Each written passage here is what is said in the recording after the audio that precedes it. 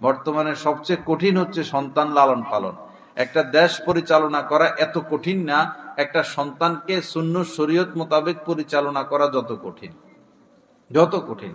একটা বাচ্চা সে যখন মায়ের পেট থেকে তো সে গালি শিখে আসে না, গালি শিখে মায়ের কাছ থেকে, গালি শিখে বাবার কাছ থেকে। বাবা মাকে গালি দেয়, মা বাবাকে গালি দেয়, বন্ধু বান্ধব একজন আরেকজনকে গালি দেয়, এখান থেকে সে গালি শিখে। একটা ছেলে একটা মেয়ে তো অবৈধ বিষয় বুঝার কথা না, কিন্তু মা মোবাইল চালায় ঘন্টাকে ঘন্টা, বাচ্চা কোলে থাকে। মা বাবা টেলিভিশন দেখে, বাচ্চা কোলে থাকে। এই নিষ্পাপ বাচ্চাটা স্বামী স্ত্রী নারী পুরুষের কোনো বিষয় বুঝে না। 2 বছর 3 বছর 5 বছর বয়স, কিন্তু এই যে নাচানাচি, অশ্লীলতা, নায়িকাদের অশ্লীল নাচ, গোপন অঙ্গগুলো প্রদর্শন, এগুলো দেখে এই নিষ্পাপ বাচ্চাগুলোর চরিত্র নষ্ট হয়ে যায়। এরা 6-7 বছর বয়স থেকে এই পাপের কাজ শুরু করে দেয়, কারণ জন্মের পর থেকে তারা এগুলো দেখে আসতেছে। এটা আমাদের অভিভাবকদের দুর্বলতা, অভিভাবকদের দুর্বলতা।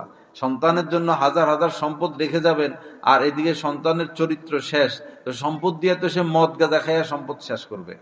আপনার তো উচিত আপনার সন্তানকে শিষ্টাচার শিক্ষা দেওয়া, দ্বীন শিক্ষা দেওয়া, সুন্নত শিক্ষা দেওয়া, শরীয়ত শিক্ষা দেওয়া। নিজেও পারি না, সন্তানকেও শিখাই না, নিজেও পারি না, সন্তানকেও শিখাই না। আমি খাওয়ার আগে 2 হাতের কবজি পরিমাণ পিতায় ধোয় না, তো সন্তান কার থেকে শিখবে?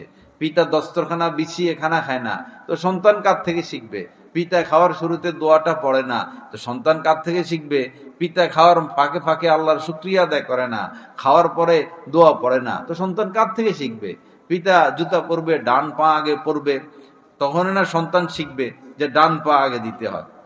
আমার ছোট বাচ্চা আছে 2.5 বছর থেকে, 2.5 বছর 3 বছর থেকে বাথরুমে ঢুকার সময় ডান পা দিতে হয়, তো সে ডান পা বুঝে না, তো বলে আব্বু ডান বাথরুমে ঢুকতে বাম পা দিতে হয়, তো আমাকে বলে বাম পা কোনটা, এটা না এটা, তো আমি দেখাই দিই বাম পা এটা,